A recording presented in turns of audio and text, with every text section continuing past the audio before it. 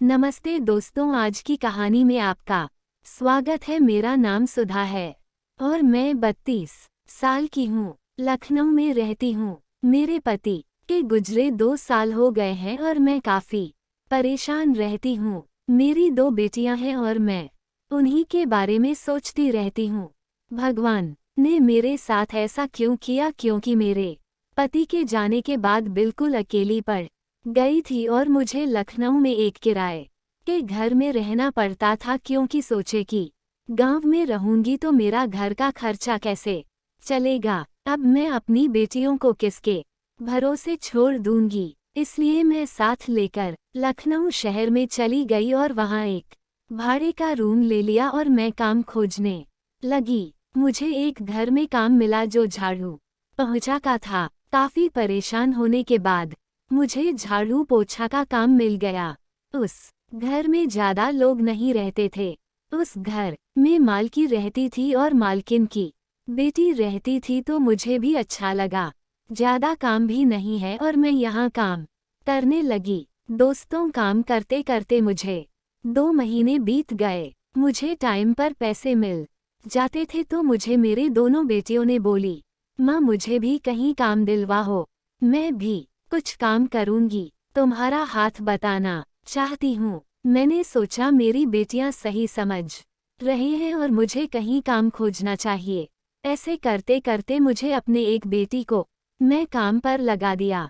वो काम करने लगी और मैं इस तरह से मेरी एक बेटी घर पर रहती थी जो खाना बनाती थी, आकर काम करती थी और हम दोनों अच्छे काम करने लगे और हमें भी अच्छा लगने लगा।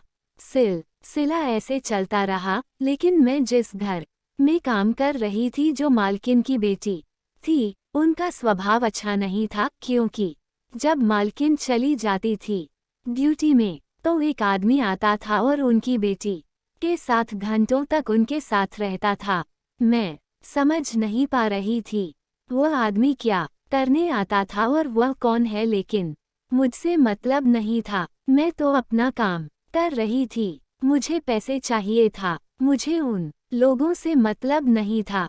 दोस्तों, दिखने में मैं भी काफी खूबसूरत हूँ और बहुत ही सुंदर लगती हूँ। जो भी देखता है देखता ही रह जाता है। एक दिन की बात है, मालकिन नाइट में अपने कंपनी में रुक गई और उनकी अकेली थी। उसने बोल दिया कि तुम भी रुक जाना, क्योंकि मेरी बेटी अकेली है, मैं सुबह आऊंगी। मैं बोली, ठीक है मालकिन। मैंने अपनी बेटियों को बता दिया कि मैं आ जाऊंगी, नहीं ऐसा बात है। उन्होंने कहा, ठीक है कोई बात नहीं। दोस्त, रात को हम लोग खाना खाए।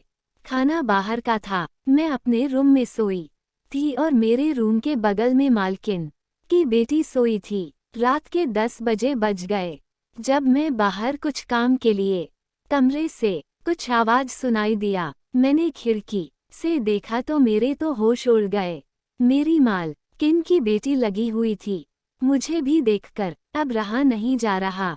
मेरा भी दिमाग खराब हो रहा था। मैं भी उस दिन से सोचने लगी कि काश मेरे पति होते तो मैं भी ऐसा कर पाती। दोस्तों, समय बीतता गया और मैं एक दिन काम करके शाम को 9 बजे के टाइम से घर पर जा रही थी। तभी रिश्ते में एक 26 साल का नौजवान लड़का था। मेरे बगल में बैठा था और बार बार मेरे करीब आता जा रहा था। तभी वह लड़का बोला, आप कहाँ की रहने वाली हो? मैंने बोला कि मैं यहीं बगल में रहती हूँ, इस घर में काम करती हूँ। तब वह बोला, क्यों काम करती हो, आपके पति कहाँ हैं? सब बताया। उसके बाद वह लड़का कहा, अगर आप बुरा ना माने तो मैं आपसे एक बात कहना चाहता हूँ। आप इतनी खूबसूरत है, मैं आपकी मदद करना चाहता हूँ और मैं आपके साथ रहना चाहता हूँ। इसमें आपकी क्या राय है? मुझे तो तलाश थी और एक नौजवान लड़का मिल ही गया। उसका नाम आशीष था। मैंने कहा, मेरे घर 2 बेटियां रहती है, अगर उनको भी पता चलेगा मेरी माँ ऐसा करती है तो लोग क्या सोचेंगे? तो ऐसा नहीं है, हमें होटल बुक करेंगे और हम लोग बोल देंगे कि आज नाइट में काम है और हम दोनों हाथ चले जाएंगे। फूलों को क्या पता होगा मेरे अंदर भी बहुत सी। काफी दिन हो गए थे, मैं भी कह दी। आशीष भी एरिया में जॉब करता था, जो ऑटो से आता था और जाता था। मेरे से बात होने के बाद थोड़ा का बाइक से आने जाने लगा और मैं भी उसके साथ जाती थी और वह मेरे घर के करीब मुझे छोड़ देता था। ऐसा करते करते काफी टाइम निकल चुका था। वह बोला कि आज घर पर बोल देना, मैं सुबह आऊंगी और आज हम दोनों एक साथ रहेंगे। इतना सुनते ही मेरे अंदर करेंसी लग रही थी। मेरी बेताबी बढ़ाई थी और मैं भी चाहती थी कब होगा आ जाए और वह हम दोनों साथ में रहे।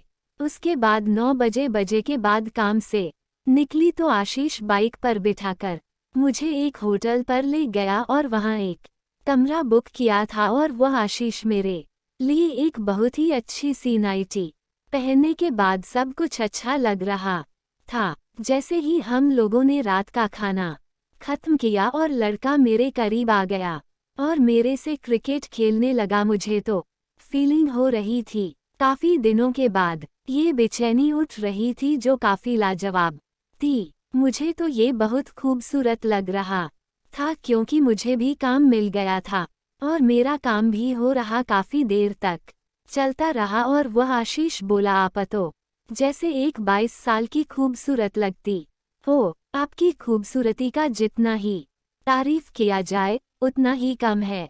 तो बातें करते करते काफी देर तक क्रिकेट मैच चला और उसके बाद हम लोगों ने काफी सारी बातें की। वो लड़का बोला, हम जब भी चाहो बता देना, हम लोग ऐसे ही मिलते रहेंगे। लेकिन दोस्तों ऐसे ही चुप चुप मिलते मिलते आशीष एक दिन मेरे घर पर काम करने आ गया।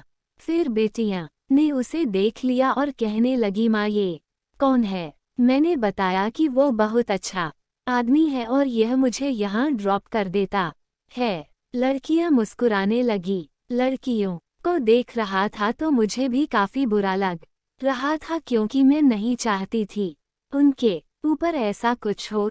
तू मेरे साथ हो रहा है। लेकिन वह भी जवान थी।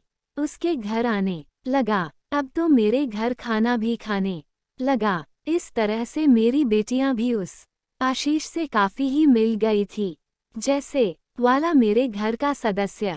लेकिन मेरी बेटियों के साथ कभी भी आशीष गलत नहीं सोचता था। मैं भी सोची मुझे भी एक अच्छा प्यार करने वाला मिला है। तो फिर उसके बाद एक दिन की बात है, आशीष मुझे घर करने आया तो काफी रात हो गई थी तो मैंने कहा, आप यहीं रुक जाइए, कल सुबह निकल जाएगा। तो बोला, नहीं नहीं मैं चला जाऊंगा। फिर बिटिया ने भी बोला कि आप रुक जाइए, रात ज्यादा हो गई है, कल चले जाना। बहुत रिक्वेस्ट के बाद कॉल कारू का खाना खाया और मेरी बच्चियां सोने चली गई। अभी अपने कमरे में जा रही थी, तभी वो आशीष बोला, आज मौका अच्छा है, आप मेरे कमरे में आ जाएगा। मैंने कहा ठीक है। दोस्तों रात ज्यादा हो जाने के बाद मैं उस लड़की के कमरे में चली गई और घर का दरवाजा लॉक कर दिया और मेरे साथ लग गया। मुझे डर लग रहा था कहीं मेरी बिटिया देखना, लेकिन ऐसे करके आशीष मुझे जाने नहीं दे रहा था और हम लोगों ने काफी देर तक क्रिकेट मैच खेले जो काफी अच्छा लग रहा था। दोस्तों इस तरह से मेरा जीवन बिना पति के अच्छे से चल रहा था। अब मुझे किसी बात की कोई कमी नहीं थी। मैं अपने जीवन में अब खुश हूँ। दोस्तों कहानी कैसी लगी? अच्छी लगी तो चैनल को सब्सक्राइब करके लाइक कर देना। धन्यवाद।